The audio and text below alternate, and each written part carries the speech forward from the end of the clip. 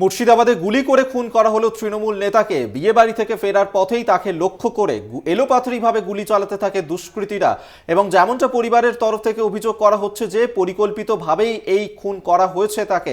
মুর্শিদাবাদের দিয়ারার এই ঘটনায় চাঞ্চল্য ছড়ায়। মুর্শিদাবাদের শুট আউটের ঘটনা, তৃণমূল কর্মীকে লক্ষ্য করে এলোপাথারিভাবে গুলি চালায় দুষ্কৃতীর দল এবং বিয়ে বাড়ি থেকে ফেরার পথেই এই ঘটনা ঘটে। পরিবারের তরফ থেকে অভিযোগ করা হচ্ছে পরিকল্পিতভাবেই খুন করা হয়েছে ওই তৃণমূল কর্মীকে।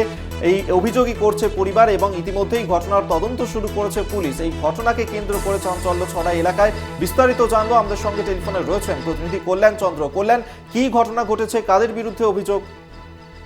দেখো, সেটা হচ্ছে মুর্শিদাবাদ থানার আমানিগঞ্জ চর, যে দিয়ার নামে পরিচিত, সেই এলাকায় শ্যামবাবু রায় গতকাল রাতের বিয়ে বাড়ি ভর্তি আসছে 12টা নাগাদ ফিরছিলেন মোটরসাইকেল করে।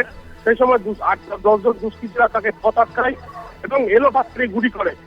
ঘটনার খবর পেয়ে বাড়ির লোক দাঁড়াও ছিলেন ঘটনাস্থলে। তিনি ভয় ছুটে পালিয়ে যান। তিনি নিজেকে আত্মরক্ষায় ব্যস্ত হয়ে পড়েছিলেন। এরপরে কিন্তু এলাকার লোকজন ছুটে এসে শ্যামবাবুকে উদ্ধার করে মুর্শিদাবাদ মেডিকেল কলেজ হাসপাতালে নিয়ে আসে এবং চিকিৎসক মৃত বলে ঘোষণা করবে। পরিবারের পরিবারের পক্ষ থেকে জানানো হয়েছে পরিকল্পিতভাবে খুন এবং তারা বিরোধী দলের তৃণমূল করতেন শ্যামবাবু রায় এবং গতকাল তিনি মুখ্যমন্ত্রীর সভায়ও গিয়েছিলেন। সভা শেষে সন্ধ্যেবেলায় এলাকাতে একটি বিয়ে ছিল, সেই বিয়ে ছেড়ে বাড়ি ফেরার পথে কিন্তু তাকে গুলি করে দুষ্কৃতীরা। এলাকার ট্রাস্ট, এলাকার সমাজ বিরোধী বলে দাবি করেছেন নিহতের পরিবারের লোক। কল্যাণ, এখনো পর্যন্ত যাদের বিরুদ্ধে এই অভিযোগ উঠছে তাদেরকে কি গ্রেফতার করতে পেরেছে পুলিশ? তাদের খোঁজ পাওয়া গেছে?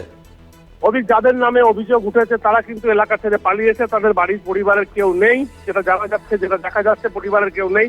দুষ্কৃতীদের খোঁজে তল্লাশি চলছে। 7-8 জন একসঙ্গে ছিল এবং পরিকল্পিতভাবে এই খুন তৃণমূল কর্মীকে। এলাকার তারা বিভিন্নভাবে জমি মাফিয়ার কাজ করে বলেও জানা যাচ্ছে এবং যে সমাজ বিরোধী লোক তারা এলাকার ট্রাস্ট বলেও এলাকা তারা দাপিয়ে বেড়ায়, এরকমটাই অভিযোগ নিহতের পরিবারের লোকজনের। মুর্শিদাবাদ থানার পুলিশ তদন্ত শুরু করেছে, তবে এখনো পর্যন্ত কেউ গ্রেপ্তার হয়নি বলে জানা গেছে। ধন্যবাদ তোমায় কল্যাণ চন্দ্র, আমাদের সঙ্গে টেলিফোনে ছিলেন প্রতিনিধি।